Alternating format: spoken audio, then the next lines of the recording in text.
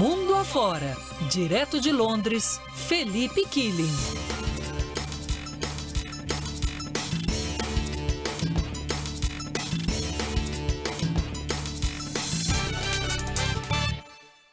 Na Europa, a preocupação passa longe de eleições, pelo menos por enquanto, porque o Oriente Médio tem chamado cada vez mais a atenção dos europeus, afinal de contas, está ali pertinho, né? Hoje tem uma entrevista do chefe da agência da ONU para energia nuclear na Folha de São Paulo. Ele fala que o Irã ultrapassou todas as linhas vermelhas no enriquecimento de urânio. Por que isso é tão importante? Porque Teherã poderia estar, portanto, produzindo uma bomba atômica. Hoje, apenas 9 países detêm essa tecnologia.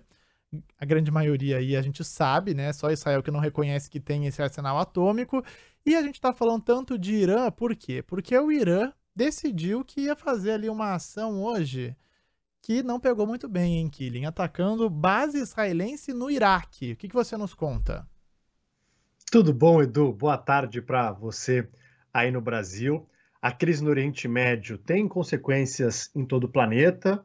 Claro, tem a questão da segurança, mas tem também a inflação. Os produtos já começam a ter um aumento de preço por conta dos ataques que acontecem no Mar Vermelho por parte do grupo Houthi, que é apoiado pelo Irã. Então, é uma crise regional, mas com desdobramentos para todo mundo. E por isso que as atenções estão voltadas para o que acontece no Oriente Médio. E o Irã afirmou que destruiu uma base de espionagem israelense no Iraque, na cidade de Erbil.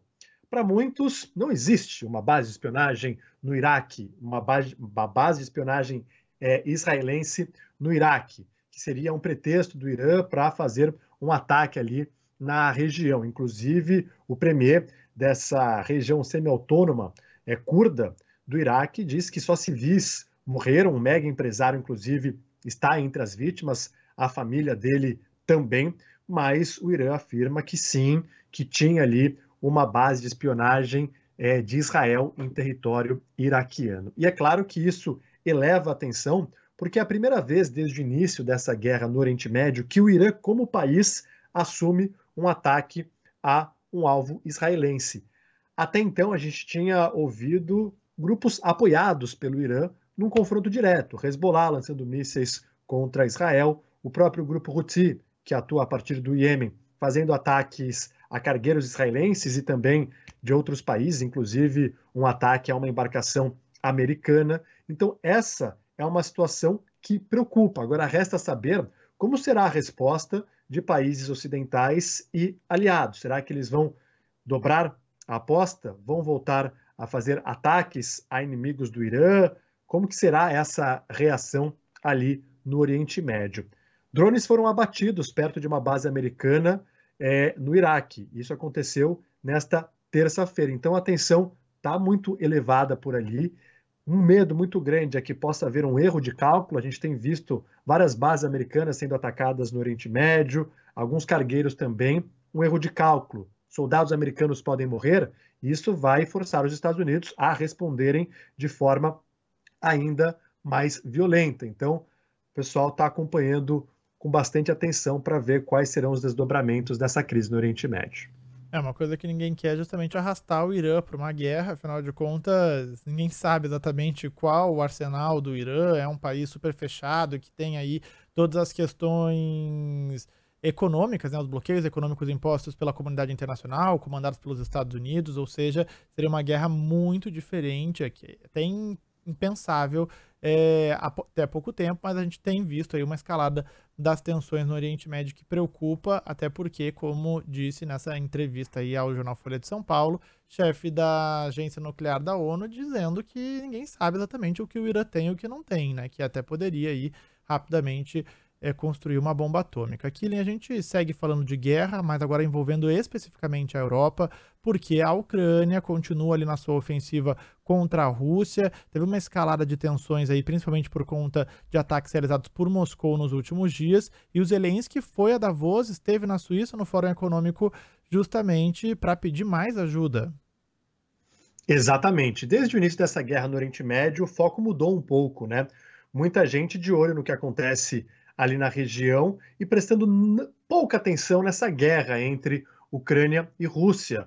Inclusive, os americanos chegaram a falar que acabou o dinheiro, tem eleições agora, dependendo da vitória ou de Trump ou de Biden, pode ter uma mudança nessa estratégia para financiar a máquina ucraniana de guerra.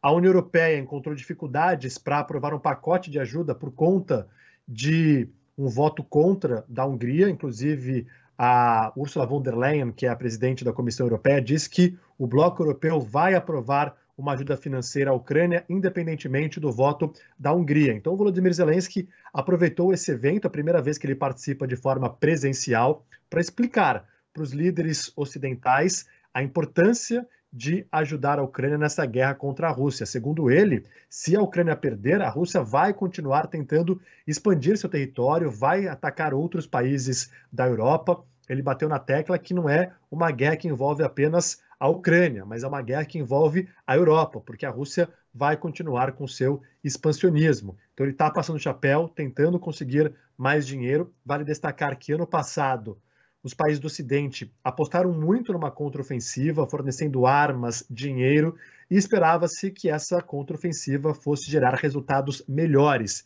E no campo de batalha, a Ucrânia não tem conseguido fazer grandes avanços e, por isso, tem uma certa fadiga por parte da população ocidental, porque é uma grana muito alta que precisa ser enviada com frequência à Ucrânia e o retorno não é o que muita gente tem esperado. Felipe Quilling, direto de Londres, com as informações internacionais aqui no Band News em alta frequência. Obrigado, viu, Quilling, pela presença, pela participação. A gente volta a conversar amanhã neste mesmo horário. Até mais. Até mais, Edu.